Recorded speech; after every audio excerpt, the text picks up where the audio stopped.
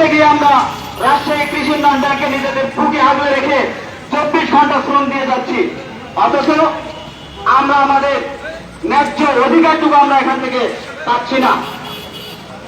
আমাদের যৌক্তিক দাবি, আমরা প্রকৃত কর্মচারী 10 থেকে 12 বছরের ঊর্ধ্বে আমরা 24 ঘন্টা ধরে শ্রম দিয়ে যাচ্ছে রাজশাহী কৃষি উন্নয়ন ব্যাংকে।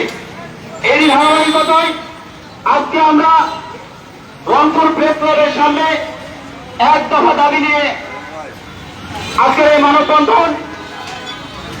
আমাদের এই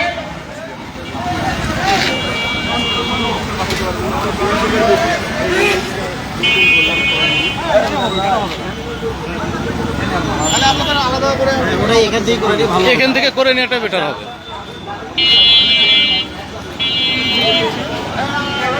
ও আমরা যে বসবো একটা তাদের সাথে জেলারিস্টের সাথে যে বসবো, সে বসার জায়গাটার কথা বলছি। আমরা রোডেই বসার জায়গা তো আর কই পাইলাম। আমরা আজকের এই মানববন্ধন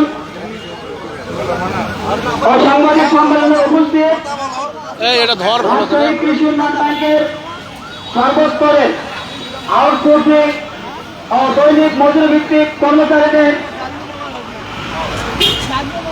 বয়স শিথিলযোগ্য করে 600 পদে স্থায়ীকরণ করার জোর দাবি জানিয়ে আজকের এই মানববন্ধন অনুষ্ঠিত হচ্ছে।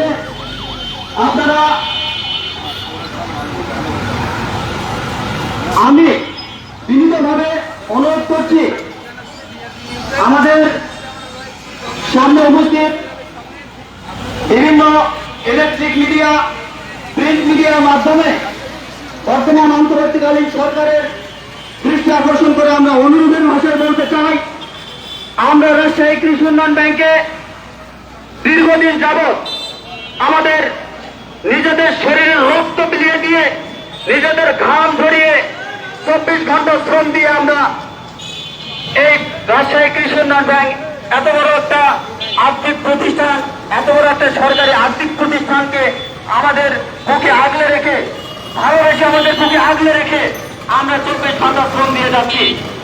এরই ধারাবাহিকতায় আমরা আপনাদের মাধ্যমে সমস্ত ইলেকট্রিক মিডিয়া এবং প্রিন্ট আমরা রংপুরে আছি প্রেস ক্লাবের সামনে। এখান থেকে মানববন্ধন করতেছি আমাদের স্থায়ীকরণ দাবির জন্য। আমাদের সবাইকে